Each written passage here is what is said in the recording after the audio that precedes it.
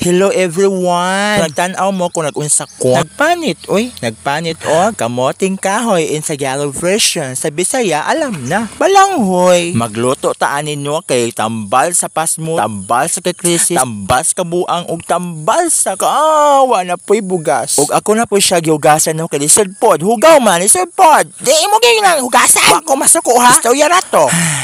Kalma lang. Inhale, exhale.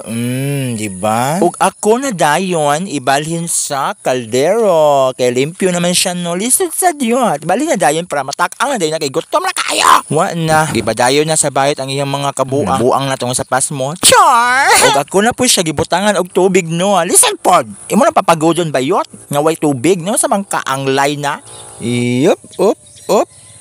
Dogang lies ag berbi. Correct. Zen karon gibutangan din nako og syusin in Biki language pa lang pero naman ta sa kadaghang katawhan asin. Nasipyat naman day ko oy daghan naman day to. Gidungaga pa po sa bayot wa na syurat na. Okay pa po kay basin magkabalaka basin na mga sprinkle sa ibabaw o di ba? Og pag human nako ana maglimpyo dayon ka para di ta kasukan sa modra. Then pag human pagtak-ang nabayot kay para maluto na siya o makalafang na dayon ta. Ay, naman sa taong ko ay giwagan na. O pag humana ko og tak-ang, lutso na siya dyan. Lafang na.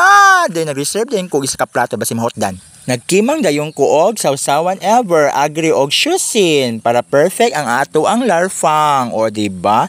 Happy eating bayot. Di na ka mapasmuan na happy na eating pa. O diba? Thanks for watching my vlogs. Mwah.